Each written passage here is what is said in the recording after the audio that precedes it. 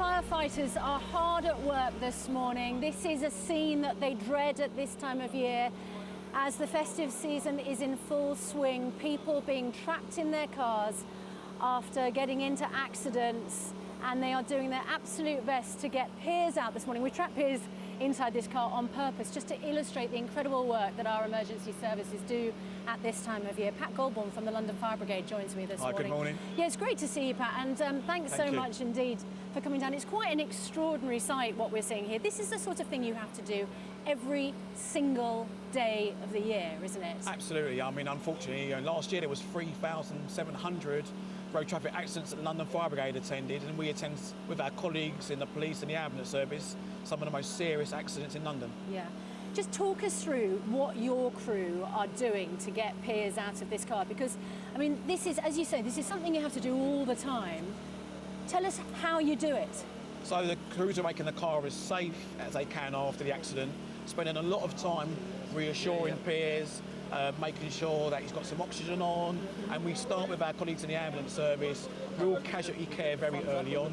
We make the scene safe to prevent any further accidents, and then we start to look at ways to take the roof and the parts of the car off. And the roof is coming off now. Now, this must be the most dangerous part of the operation, is it, Pat?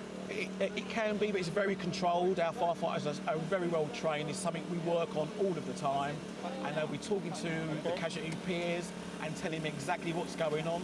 They'll be making the final cut, and as the last cut comes up, they're all organised. The roof will come over Piers' head. We actually ensure that the glass doesn't go over his head for maximum safety and security of our casualties. How dangerous is this part of the operation? Is the cutting of the metal?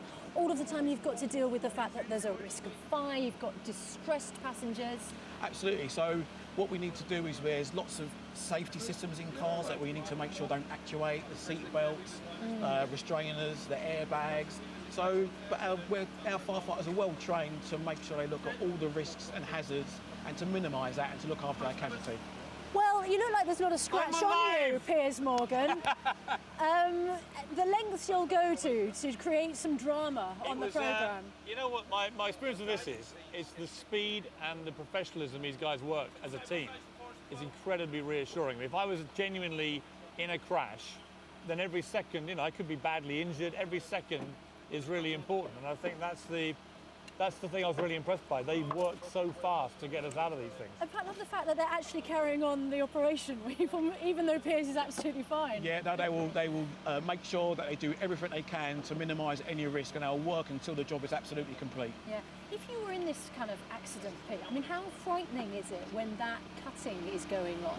Well, look, you feel you're quite vulnerable because you're in here, but at the same time you feel very reassured that these guys obviously know exactly what they're doing. They do this every single day, up and down the country, often risking their own lives in difficult situations to get people out of cars like this. And I think, sometimes they're dealing with people who are drunk drivers who may have killed other people. So emotionally and psychologically, for firefighters, they have to clock out, I guess, and treat everybody the same. But remarkable people, I think we take them for granted until we're in this position. Yeah. And I was thinking, wow, if I really was stuck in a car like this after a bad crash, you're concussed, you're disorientated, you're scared, you're vulnerable, maybe injured, then these are the guys you want. And the key message, I'm sure, they would like to send to everybody: please don't drink and drive at Christmas.